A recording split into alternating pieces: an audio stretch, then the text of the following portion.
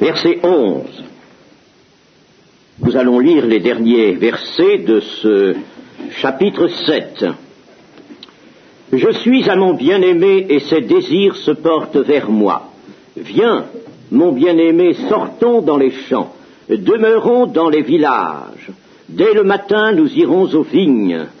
Nous verrons si la vigne pousse, si la fleur s'ouvre, si les grenadiers fleurissent. Là, je te donnerai mon amour. Les mandragores répandent leur parfum, et nous avons à nos portes tous les meilleurs fruits, nouveaux et anciens. Mon bien-aimé, je les ai gardés pour toi. Nous sommes là, n'est-ce pas, je le répète constamment, que nous ne le perdions point de vue, dans une parabole, c'est-à-dire, n'est-ce pas, une histoire qui a elle-même, n'est-ce pas, son déroulement, ses éléments, une histoire. On pourrait très bien d'abord la considérer, par exemple, entièrement en ce qu'elle est, cette histoire, cette parabole. Et puis, il y a sur cette parabole, portées par cette parabole, les révélations, les pensées, les idées qui, elles, sont de nature spirituelle.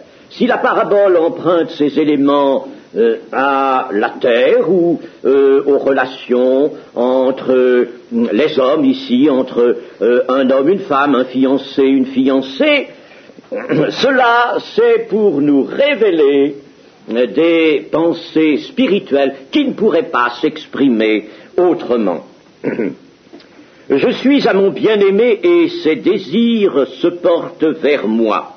Le psaume 45 s'exprimait déjà ainsi. Nous avons fait plusieurs rapprochements entre le psaume 45, qui est si manifestement, n'est-ce pas, lui, destiné, c'est plus clair, c'est plus net, c'est dit, n'est-ce pas, c'est indiqué, plus destiné vraiment au plus beau des fils de l'homme, à celui auquel Dieu dit « Ton trône, ô Dieu, est à toujours, le sceptre de ton règne est un sceptre d'équité ». Alors, là, c'est transparent, dans le psaume 45, on voit bien que c'est un psaume messianique, et qu'il s'adresse là à celui qui sera le plus beau des fils de l'homme, et qui sera roi.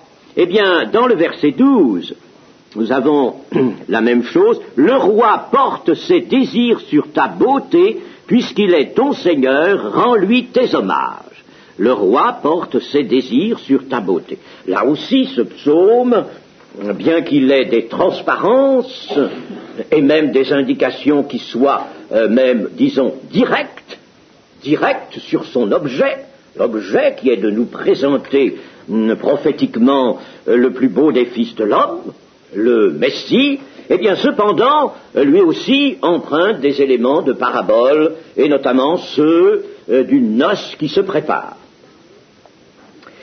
Le roi porte ses désirs sur ta beauté, dit le psaume 45, puisqu'il est ton Seigneur, rends-lui tes hommages. Le peuple élu, purifié, régénéré, appartient à l'Éternel. Ça, c'est important, c'est solide, c'est plusieurs fois affirmé de manière différente dans toute l'Écriture. Le peuple élu est un peuple que Dieu s'est formé pour lui, à lui. Il lui appartient. Et il lui appartient comme une épouse va appartenir à son époux. Je voudrais, pour que nous fassions encore un rapprochement entre le cantique que nous étudions et d'autres textes qui empruntent sensiblement les mêmes images, le même thème, le thème d'une fiancée, d'un fiancé. Le fiancé, c'est toujours l'Éternel. Alors, je voudrais que nous lisions quelques versets dans Ézéchiel 16. Ce chapitre 16 d'Ézéchiel est consacré, regardez le titre,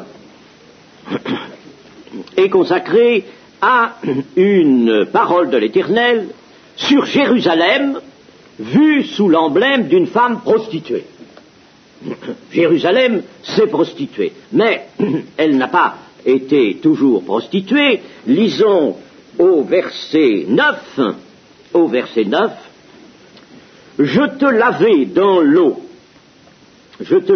l'eau, je fis disparaître le sang qui était sur toi, et je t'oignis avec de l'huile.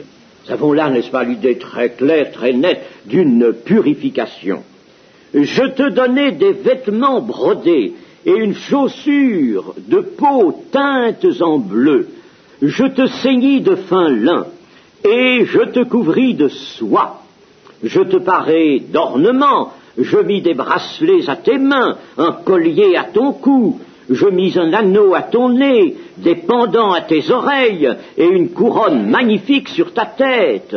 Ainsi tu fus paré d'or et d'argent, et tu fus vêtu de fin lin, de soie et d'étoffe brodée. La fleur de farine, le miel et l'huile furent ta nourriture. Tu étais d'une beauté accomplie, digne de la royauté, et ta renommée se répandit parmi les nations à cause de ta beauté, car elle était parfaite, grâce à l'éclat dont je t'avais orné, dit le Seigneur l'Éternel. Et c'est bien ce que nous trouvons dans la Sulamite, n'est-ce pas? Cette beauté qui lui est vue, qui est chantée sous différentes images, par le moyen de différents éléments, par différents aspects, n'est-ce pas? La beauté parfaite, vous voyez que c'est un thème qui n'est pas seulement dans le cantique, c'est un thème, par conséquent, dont la révélation de Dieu s'est servie à nous de nous ajuster à cette voie de révélation qu'est ce thème, n'est-ce pas? Il ne s'agit pas de venir avec nos misérables petites pensées et nos raisonnements indignes. Il s'agit de s'ajuster aux moyens, aux voies de la révélation de Dieu. C'est cela qu'il faut faire. Il ne faut pas dire, n'est-ce pas, tiens, qu'est-ce que ça signifie ça, et pourquoi ceci, et pourquoi cela. Nous nous ajustons. Et nous le faisons dans un esprit de crainte de l'Éternel, c'est-à-dire dans un esprit qui se défend de céder à n'importe quel penchant et surtout à tout penchant qui pourrait offenser l'Éternel. Alors, voilà comment il faut que nous regardions, n'est-ce pas, la Sulamite. Elle était d'une beauté parfaite. Dans les dernières études que nous avons faites, nous avons vu, n'est-ce pas, cette beauté, et je l'ai bien sûr attribuée essentiellement à l'Église, l'Église corps de Christ. On peut l'attribuer à une âme, prise individuellement, une âme anonyme, une âme régénérée, élue. Mais en ce moment, il me semble qu'il est peut-être préférable de parler de l'Église tout entière. Nous avons aussi dans le prophète Ésaïe, vous voyez, il faut que nous nous aidions de différents textes. Ésaïe 62, verset 1, la réapparition aussi de la même idée. Pour l'amour de Sion, je ne me tairai point. Pour l'amour de Jérusalem, je ne prendrai point de repos jusqu'à ce que son salut paraisse comme l'aurore et sa délivrance comme un flambeau qui s'allume. Pour l'amour de Sion, vous voyez, cet amour, c'est pas le prophète qui a, lui, cet amour. Bien sûr, il aime Jérusalem, mais il est la bouche qui proclame les paroles de Dieu, n'est-ce pas? Et Dieu vraiment a un amour pour Sion. Sion, c'est Jérusalem. Et Jérusalem, c'est essentiellement son peuple. Ce sont pas les murailles, les maisons, n'est-ce pas? C'est son peuple, le peuple. Toujours, quand il est parlé de Jérusalem, quelquefois des filles de Jérusalem, il s'agit toujours du peuple que Dieu s'est donné et auquel il a donné cette capitale, Jérusalem. Pour l'amour de Jérusalem, je ne prendrai point de repos, jusqu'à ce que son salut paraisse comme l'aurore et sa délivrance comme un flambeau qui s'allume. Alors les nations verront ton salut, et tous les rois ta gloire, et l'on t'appellera d'un nom nouveau, que la bouche de l'Éternel déterminera. N'oubliez pas qu'il y a un nom nouveau aussi pour tous les vainqueurs. Et cela, bien sûr, est dans c'est la même promesse. Tu seras une couronne éclatante dans la main de l'Éternel, un turban royal dans la main de ton Dieu. Dans la main de ton Dieu. Voyez, ton Dieu te prend, te serre dans sa main. On ne te nommera plus délaissée, la veuve, l'oubliée, celle qui est toute seule. On ne nommera plus ta terre désolation, mais on t'appellera mon plaisir en elle. Mon plaisir, le plaisir de Dieu dans ce peuple. Et l'on appellera ta terre épouse. Voyez, toujours le même thème. Car l'Éternel met son plaisir en toi, et ta terre aura un époux. Vous voyez, l'Éternel met son plaisir en toi. C'est ce que nous avons eu dans le cantique, là, n'est-ce pas? Je suis à mon bien-aimé, ses désirs se portent sur moi, ou le roi porte ses désirs sur ta beauté. C'est exactement la même affirmation.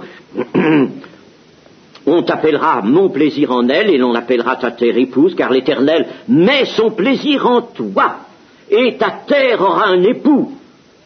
Comme un jeune homme s'unit à une vierge, ainsi tes fils s'uniront à toi, et comme la fiancée fait la joie de son fiancé, ainsi tu feras la joie de ton Dieu. Vous comprenez, n'est-ce pas, que le cantique des cantiques, eh bien, c'est en somme le thème de l'époux et de l'épouse, ou du fiancé et de la fiancée, n'est-ce pas, qui a été élargi, qui a été embelli, dont on a fait un livre tout entier, c'est cela. Mais le thème, voyez-vous, n'est-ce pas, a une emprise, une apparition, fait une apparition qui est véritablement saisissante dans toute la Bible, toute la révélation de Dieu. Et quand nous pensons que nous sommes fondés, mes amis, à voir dans le peuple de Jérusalem non seulement celui qui est en voie de rassemblement et qui accueillera le Seigneur Jésus lorsqu'il posera ses pieds sur le mont des Oliviers, mais nous sommes fondés, car le parallélisme est absolument certain et affirmé de tant de parts, nous sommes fondés à prendre cela pour l'Église, à le prendre pour l'Église. L'Éternel veut mettre son plaisir en l'Église, et il veut que l'Église soit vraiment une épouse qui se prépare. Mes chers amis, je vous le disais l'autre jour, nous avons besoin de cette vision, nous l'avons complètement perdue, cette vision de l'épouse, pour l'Église. Alors nous sommes quoi? Eh bien, nous sommes des chrétiens évangéliques. Eh bien, nous sommes des assemblées locales, des assemblées. Nous ne sommes que cela. Ce n'est pas ça que Dieu veut. Dieu veut une épouse. Dieu veut vraiment prendre son plaisir en un peuple uni par son esprit. Voilà ce que veut le Seigneur. Assez de nos petites histoires, assez de notre esprit qui rétrécit toutes choses, assez de ces choses-là. Le Seigneur veut prendre son plaisir dans l'Église et il veut lui donner une beauté parfaite, digne de la royauté.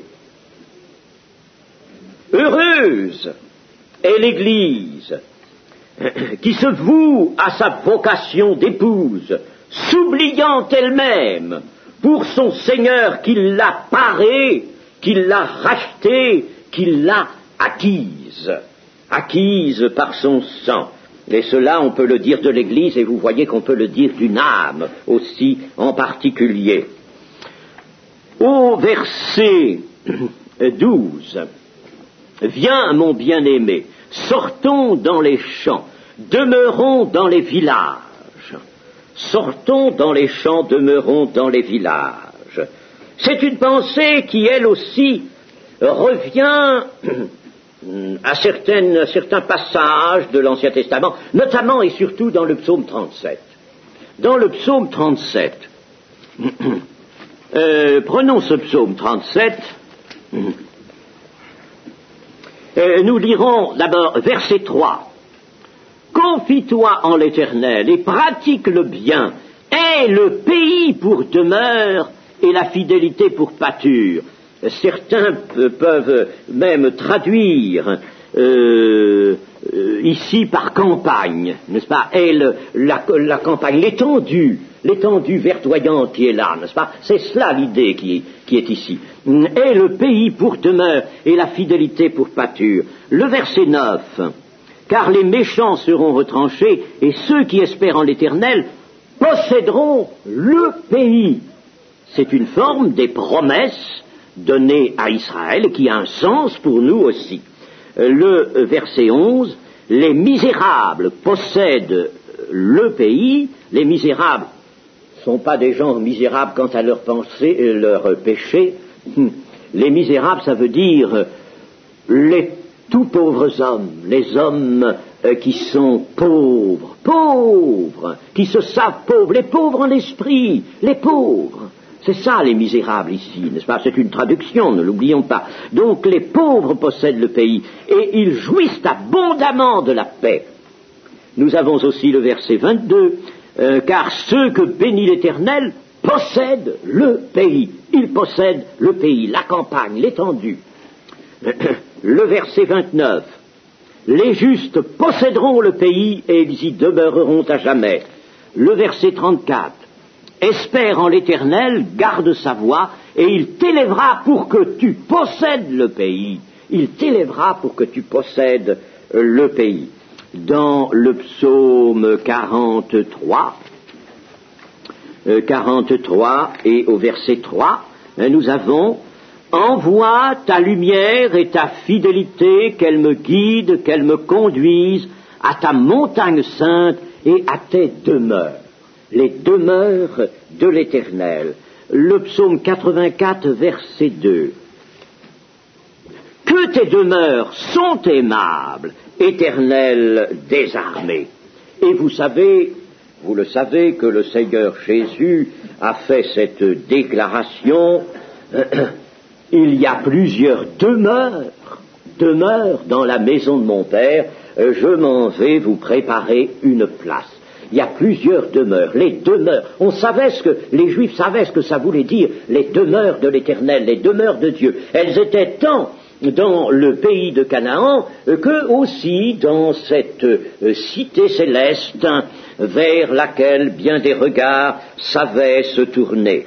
Eh bien, là, notre cantique nous dit « Viens, mon bien-aimé, sortons dans les champs, dans la campagne, et demeurons dans les villages. » Vous voyez que c'est une pensée qui est déjà située. Le vœu que fait la Sulamite ici est quelque chose qui naît normalement dans son cœur sous la pression de l'amour. Son désir, c'est de posséder le pays avec son bien-aimé, d'aller prendre possession du pays selon une promesse et des demeures de Dieu, des demeures qui appartiennent à son bien-aimé. Demeurons dans les villages, non pas dans un des villages, dans les villages, les demeures de Dieu. C'est l'idée, n'est-ce pas, qui est là exprimée sous cette forme de parabole. Verset 13. Dès le matin, nous irons aux vignes, nous verrons si la vigne pousse, si la fleur s'ouvre, si les grenadiers fleurissent. Nous terminerons ce verset dans un instant. Ici, c'est l'image de la joie, de l'allégresse, mais c'est aussi celle de l'activité spirituelle. Dans une vie d'obéissance, il n'y a pas d'oisiveté. Alors, la Sulamite est en somme emportée par un désir joyeux, dès le matin, d'aller vers les vignes, et là, de voir croître et grandir le jardin de Dieu, le pays de Dieu, de voir pousser la vigne, les grenadiers, toute la parure dont le printemps se couvre, les fleurs, et elle désire aller vers tout cela. L'apôtre Pierre, dans sa deuxième épître, au chapitre 1er et au verset 3, comme sa divine puissance nous a donné tout ce qui contribue à la vie et à la piété au moyen de la connaissance de celui qui nous a appelés par sa propre gloire et par sa vertu, lesquels nous assurent de sa part les plus grandes et les plus précieuses promesses, posséder le pays, afin que par elles vous deveniez participants de la nature divine, en fuyant la corruption qui existe dans le monde par la convoitise. À cause de cela même, faites tous vos efforts pour joindre à votre foi la vertu, à la vertu la science, à la science la tempérance, à la tempérance la patience, à la patience la piété, à la piété l'amour fraternel, à l'amour fraternel la charité, non pas la charité, l'amour de l'esprit. Car si ces choses sont en vous, et y sont avec abondance, elles ne vous laisseront point oisifs ni stériles pour la connaissance de notre Seigneur Jésus-Christ. Voyez, là, il y a, n'est-ce pas, une forte pression qui s'exerce dans le cœur de la Sulamite, qui désire cette activité spirituelle, nous le comprenons, car il ne peut pas y avoir d'oisiveté dans la vie spirituelle. Pensons à cela, mes amis, l'oisiveté, c'est ce qui nous guette aussi, l'indolence, la paresse, le manque de ferveur, la paresse, Paul en parle dans les Romains, la paresse spirituelle, se laisser aller, se laisser comme ça porter par les heures, les jours, les événements, les circonstances, un sourire d'un côté, un sourire de l'autre, mais il y a dans la vie spirituelle vraiment une activité. Allons voir les fleurs, allons voir la vigne pousser. Et la vigne, vous savez que dans l'Écriture, c'est essentiellement le peuple de Dieu aussi qui est sous cette figure-là. Dans Ésaïe 5, il y a le cantique de mon bien-aimé sur sa vigne. Cantique de mon bien-aimé sur sa vigne. C'était le plan de Judas qu'il avait planté là. Il a tout fait pour que sa vigne donne de bons fruits. Alors, il y a cette idée-là, n'est-ce pas? Allons voir croître et grandir les jeunes âmes, s'étendre les fleurs et les fruits de la vigne qui est le peuple de Dieu. Et la Sulamite dit, allons, elle ne dit pas je vais toute seule.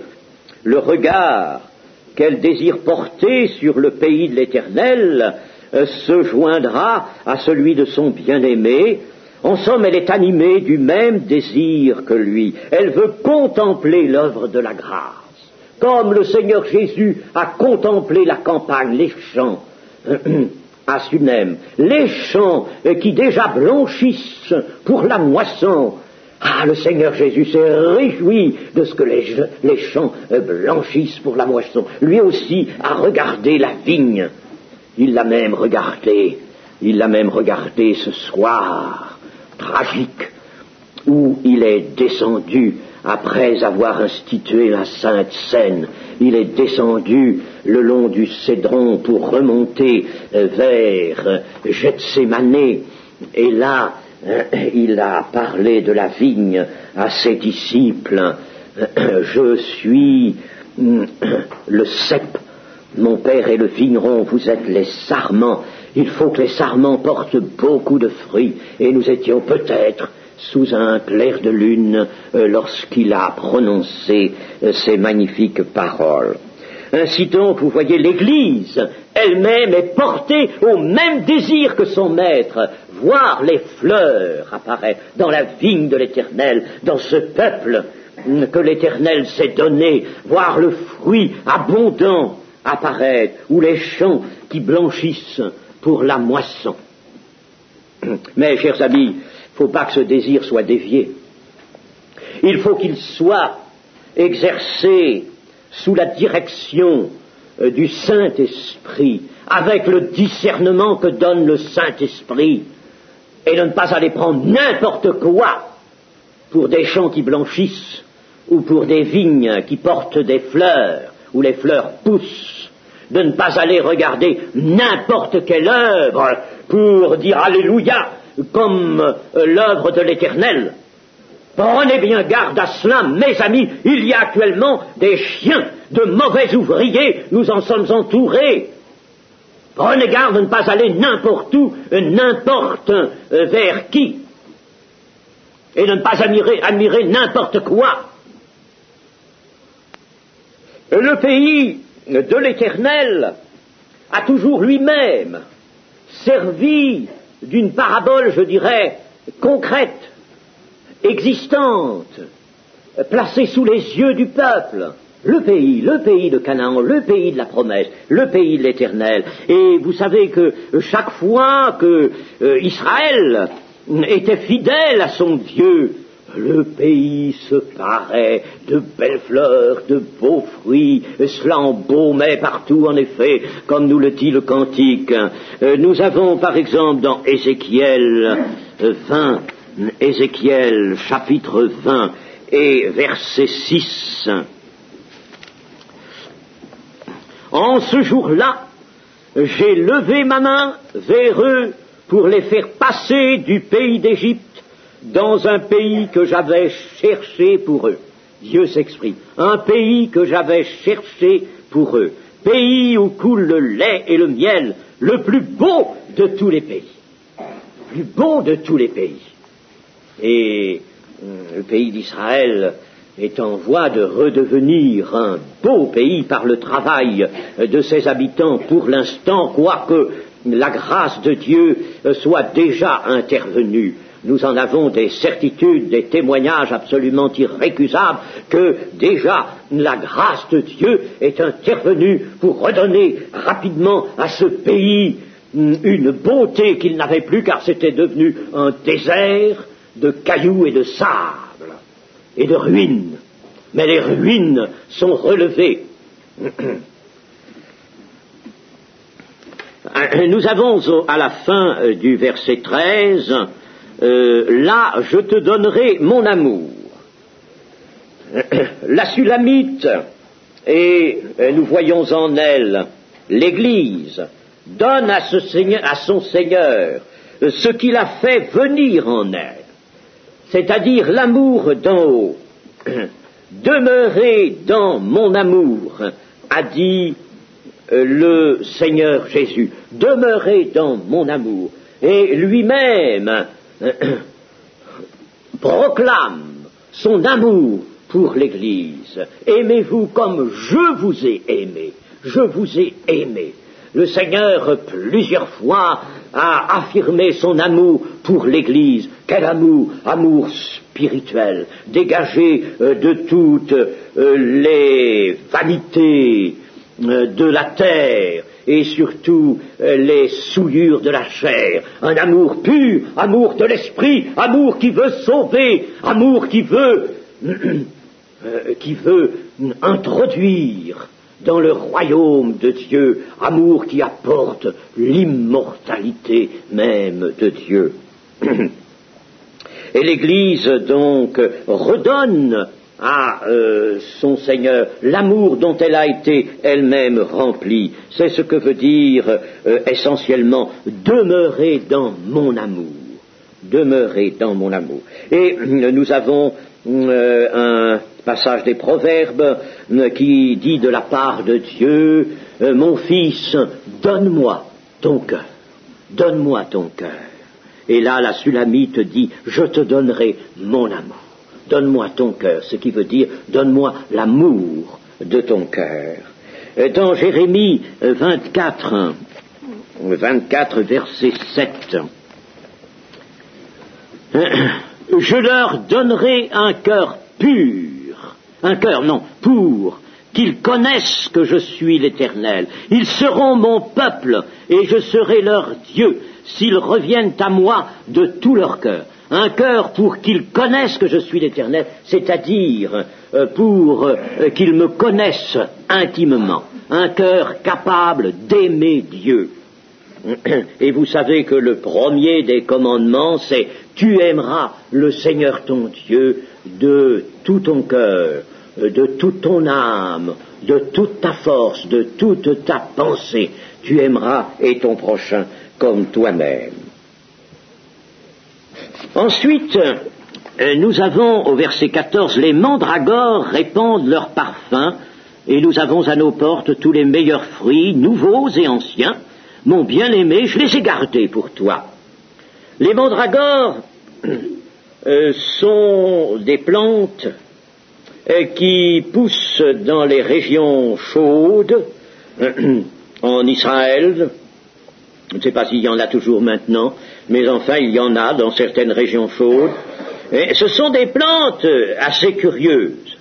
La racine est tubérisée et bifurquée, comme un peu certaines carottes quelquefois qui, n'est-ce pas, se divisent en deux vers la pointe. Et alors elle rappelle d'une façon frappante, cela a été observé de tout temps, la forme d'un corps humain.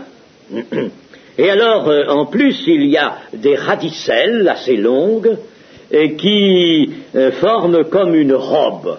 On dirait un corps humain, n'est-ce pas, vêtu d'une robe. Cette plante porte des fleurs violacées, des fruits après les fleurs qui sont gros à peu près comme les prunes dentes que nous ovoïdes, n'est-ce pas, de forme ovoïde, mais de couleur jaunâtre.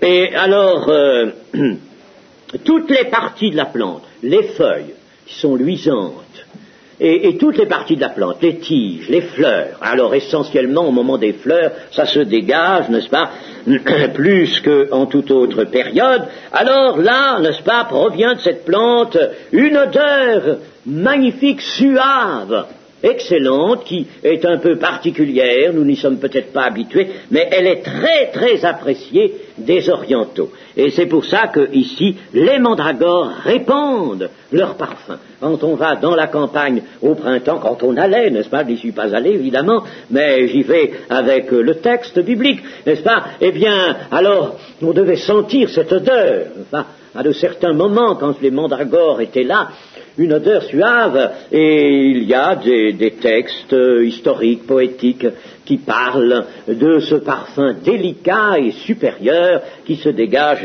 des mandragores. Évidemment, n'est-ce pas, quand l'œuvre de Dieu se fait, quand il y a l'amour, et quand il y a l'obéissance, la soumission, quand l'Église est unie à son Seigneur et le suit et va avec lui, alors il y a évidemment dans l'air le bon parfum de l'amour de Christ. Il y a à nos portes, dit la Sulamite, c'est-à-dire à notre portée, tout simplement, c'est une autre expression que à notre portée, tous les meilleurs fruits. L'union avec le Christ est la source des meilleurs fruits, l'abondance des fruits pour le Seigneur. Vous savez que dans Jean 15, le Seigneur a dit « Il faut que vous portiez beaucoup de fruits. Si vous portez beaucoup de fruits, mon Père qui est dans les cieux sera glorifié. » Nous avons la capacité nous est donnée par l'Esprit de glorifier Dieu. Et comment? Avec du fruit. C'est pas avec des paroles seulement qu'on peut glorifier Dieu. Les paroles sont bonnes quand le fruit y est. Mais sans le fruit, les paroles sont presque une offense. Il vaudrait mieux qu'elles ne soient pas là, mes amis. Vous voyez, n'est-ce pas, comme véritablement, comme le dit un proverbe, noblesse oblige, eh bien la noblesse que nous avons vue, dont la Sulamite est parée, dont l'Église est parée, cette noblesse l'oblige à être ce que son Seigneur veut qu'elle soit et ce que son Seigneur a fait pour qu'elle soit, pour qu'elle porte du fruit, comme des sarments pleins de vigueur. Et alors, nous lisons ici que nous avons à notre portée, en somme, tous les meilleurs fruits, nouveaux et anciens. Pourquoi? Les fruits anciens sont encore là avec les nouveaux, mais oui, lorsque la terre aura été renouvelée, il y aura une fructification chaque mois, et il y aura toujours aux arbres, aux figuiers notamment. Vous savez que le Seigneur Jésus est venu vers un figuier, il a regardé dans les feuilles, il n'a point trouvé de fruits, alors que ce n'était point la saison des figues. Hein? Eh bien, cependant, il a maudit le figuier, parce que dans la nouvelle création, il y aura fructification permanente des fruits anciens et des fruits nouveaux. Ils seront là ensemble, et les anciens seront aussi bons que les nouveaux. Les nouveaux ne seront pas meilleurs, ou vice-versa, les anciens meilleurs que les nouveaux. Les fruits seront bons. Ce sont des fruits, comme l'a dit le Seigneur Jésus, qui demeurent. Le Seigneur veut que nous portions non pas des fruits fugitifs, des fruits qui se gâtent, mais des fruits qui demeurent. Dans Jean 15, le Seigneur insiste là-dessus. Si vous demeurez en moi, si mes paroles demeurent en vous, vous porterez des fruits qui demeurent. L'Église doit porter des fruits qui demeurent, non pas seulement en âmes sauvées et qui le sont réellement et qui le restent, mais des fruits de l'Esprit, mais des fruits dans le service du Seigneur, mais des fruits dans la louange, mais des fruits dans l'obéissance au Seigneur, des fruits qui demeurent, et non pas des fruits qui se gâtent, ou des fruits qui cessent, n'est-ce pas, une période sans fruits. Le Seigneur a maudit le figuier pour cela. Nous arrivons au chapitre 8. Nous ne verrons du chapitre 8 que les 4 premiers versets. Oh, que n'es-tu, mon frère, à l'été des mamelles de ma mère. Je te rencontrerai dehors, je t'embrasserai, et l'on ne me mépriserait pas. Je veux te conduire, t'amener à la maison de ma mère. Tu me donneras tes instructions, et je te ferai boire du vin parfumé, du mou de mes grenades, que sa main gauche soit sous ma tête et que sa droite m'embrasse. Je vous en conjure, filles de Jérusalem, ne réveillez pas l'amour avant qu'elle le veuille. Nous avons dit, n'est-ce pas, avant qu'il le veuille. Je vous ai expliqué pourquoi. Soudain, la Sulamite réalise qu'elle n'est pas de même origine que le bien-aimé. Il se passe là dans son cœur quelque chose de tout à fait particulier. Elle réalise que son bien-aimé est très fugitif, certes. Elle entend sa voix, elle lui parle, il répond, elle peut se laisser éclater en chants de louange et en vœux comme ce que nous avons vu tout à l'heure, n'est-ce pas? Viens mon bien-aimé, sortons dans les champs, demeurons dans les villages. Elle peut tout cela, mais elle n'a pas son bien-aimé suffisamment à sa portée, suffisamment avec elle, à tous les instants. Il y a quelque chose, en somme, dans son cœur qui prend un tour un peu humain. Et c'est bien, on ne va pas dire que c'est là, n'est-ce pas, un retour en arrière. Mais il y a une pensée qui est un peu, prend un contour un peu humain. Elle ne peut pas, elle voudrait mieux saisir son bien-aimé, être avec lui. Alors elle dit, oh que n'es-tu mon frère? Si tu étais mon frère, à l'été des mamelles de ma mère, et je te rencontrerai dehors, je t'embrasserai, nous serions vraiment, n'est-ce pas, il y aurait une union comme celle que l'on peut voir vraiment au niveau de la terre, voyez-vous, n'est-ce pas? Il ne faut pas la taxer de quoi que ce soit. En cela, l'Église a hâte d'être réunie à son Seigneur.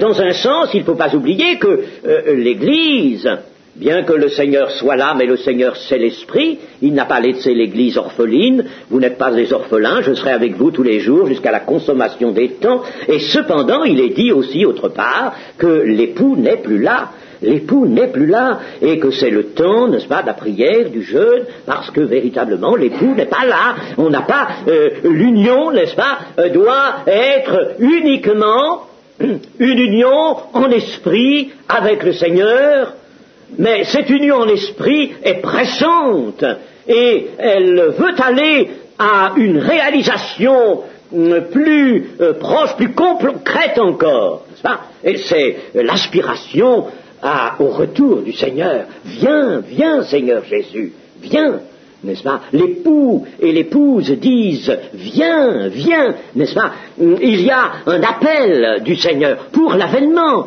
L'Église attend l'avènement, aime l'avènement du Seigneur. Et c'est cette pensée qui vient dans le cœur de la Sulamite.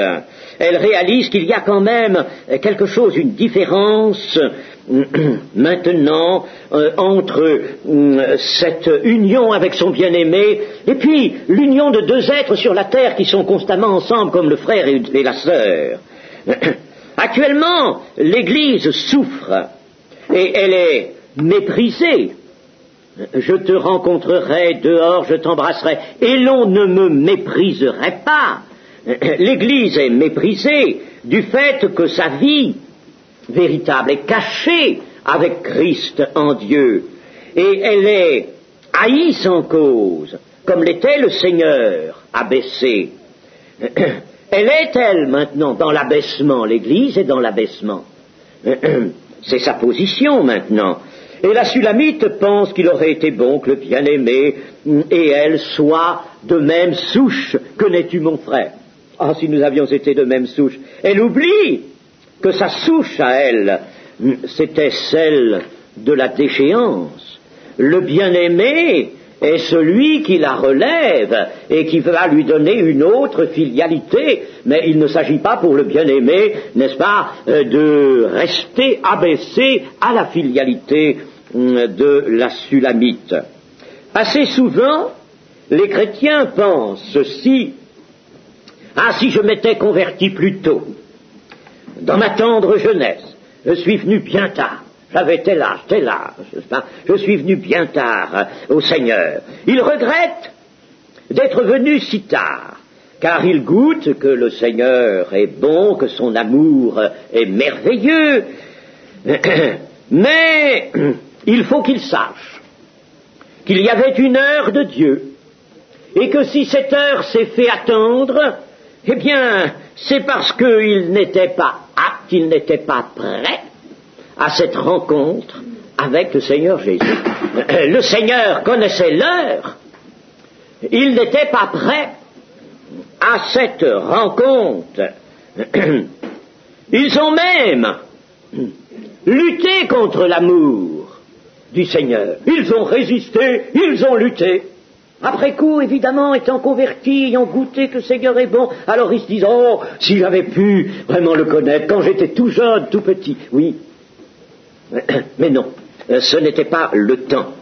Il ne faut pas oublier que nous sortons de cette terre desséchée, de cette humanité sans vie, cette humanité qui a perdu entièrement l'obéissance à Dieu, qui ne peut pas obéir à Dieu, qui est séparée de Dieu, et nous étions, nous, comme les autres, des révoltés dans le sein de l'humanité qui nous a enfantés.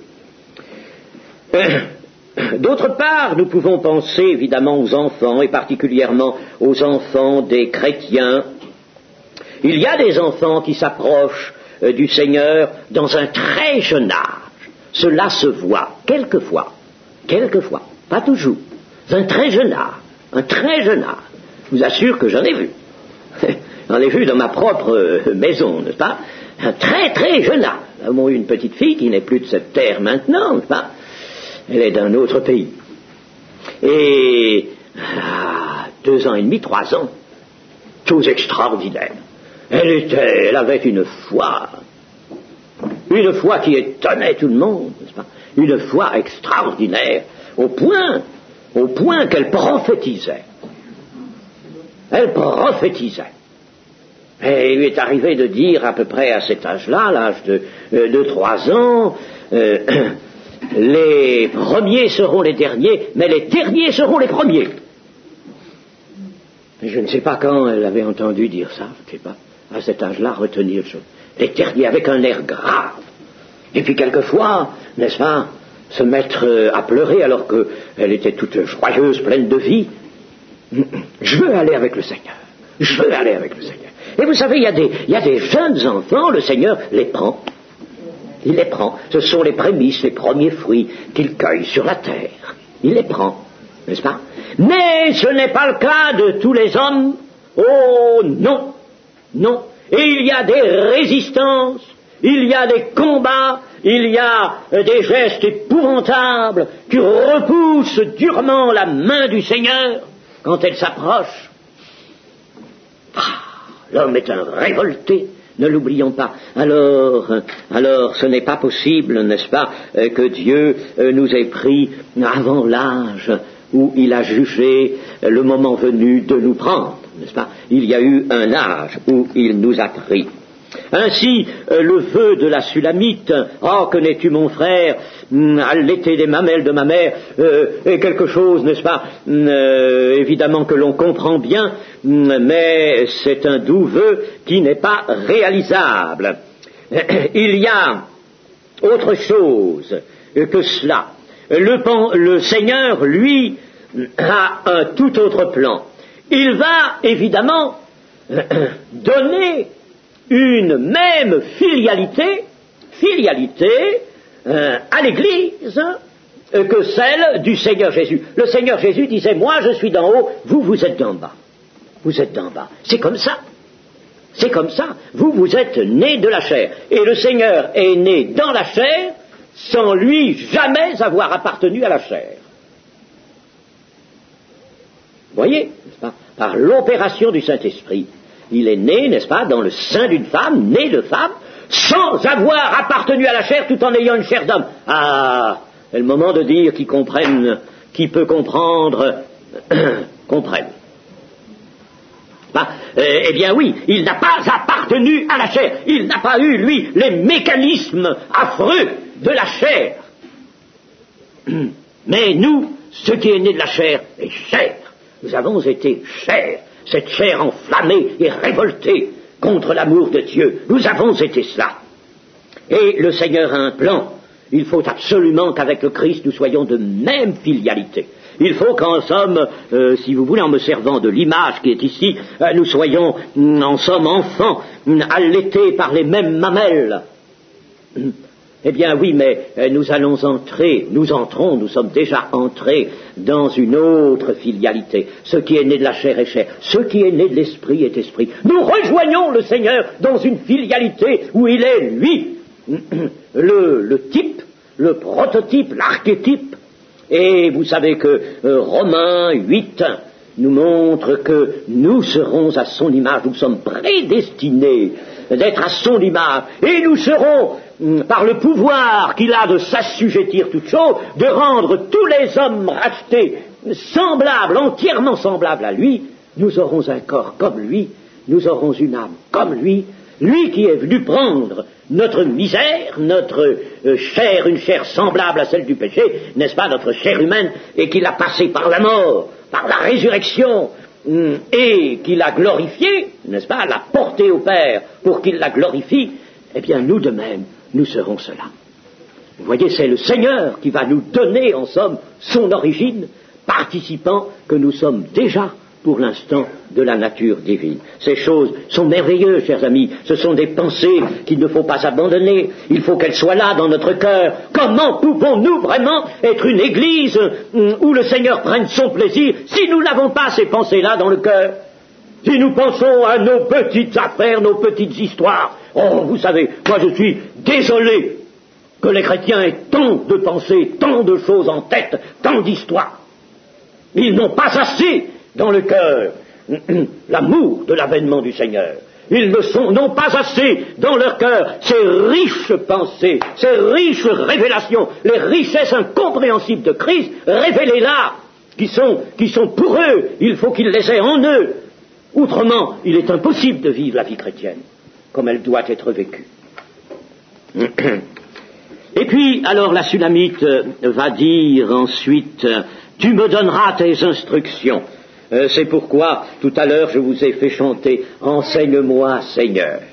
Enseigne-moi, Seigneur, n'est-ce pas? Voilà ce que dit la Sulamite. Donne-moi tes instructions. Elle se veut comme Marie, la sœur de Lazare, au pied du Seigneur, elle qui avait choisi la bonne part. Elle se veut ainsi. D'ailleurs, je vous ai montré qu'entre la Sulamite du Cantique et la Marie, sœur de Lazare, qui a été au pied du Seigneur Jésus et a même répandu un parfum de nard sur sa tête et ses pieds, je vous ai montré qu'il y avait de grandes relations, qu'il y avait un rapprochement qui était fait dans l'Écriture. C'est pas nous qui le faisons, il est fait dans l'Écriture.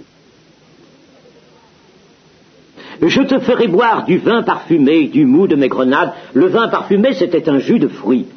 on appelait vin, était un jus de fruits, ce n'est pas un vin alcoolisé, un jus de différents fruits, et le mou des grenades, c'est un jus. Mou, ça veut dire jus. Jus des grenades. Et cela forme évidemment d'excellentes boissons. Voilà, elle donnera ce qu'elle peut donner au Seigneur, n'est-ce pas, ce qu'elle a de mieux, ce qu'elle a, comme Marie n'avait que ce vase d'albâtre contenant un parfum de nard. Que sa main gauche soit sous ma tête et sa droite m'embrasse, ce qu'elle veut, après avoir, en somme, eu beaucoup d'activités, après sa course dans le pays, dans les campagnes, pour voir la fleur de la vigne, et pour voir les grenadiers en fleurs, alors l'activité, à un moment, l'a épuisée, et l'activité, certes, doit réapparaître chaque jour, mais il y a temps pour tout. Elle a besoin de se réfugier dans le sein de son grand protecteur. Elle a besoin des bras éternels, que ta main gauche soit sous ma tête et que ta droite m'embrasse.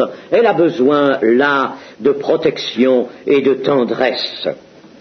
Et puis, nous terminons par ce verset 4 que nous avons déjà trouvé ailleurs. Je vous en conjure, filles de Jérusalem, ne réveillez pas l'amour avant qu'elle le veuille. Les filles de Jérusalem, que l'on voit réapparaître de temps à autre dans le cantique, et dont les grossiers interprétateurs, je ne retire pas mon terme, je le maintiens, les interprétateurs grossiers, si vous voulez, n'est-ce pas? Ceux qui ont interprété à travers des vues de la chair. Alors ils en ont fait des chœurs, comme il y a dans un opéra, vous savez, de temps en temps, n'est-ce pas, les chœurs réapparaissent. Oh, qu'ils sont misérables, ceux qui maltraitent ainsi la parole de Dieu. Les filles de Jérusalem ici sont bien sûr les compagnes, elle n'est pas toute seule dans l'existence, la Sulamite.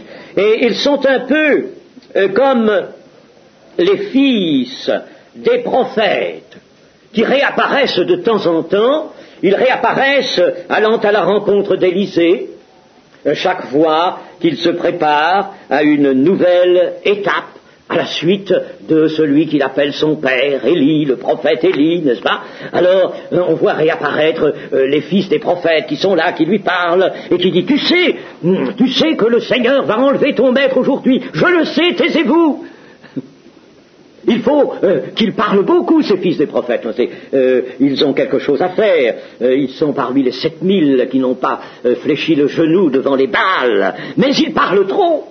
Ils parlent trop. Et ces filles de Jérusalem sont ainsi. Je vous en conjure, filles de Jérusalem, en somme, taisez-vous, n'agissez pas inconsidérément, ne réveillez pas l'amour avant qu'il le veuille.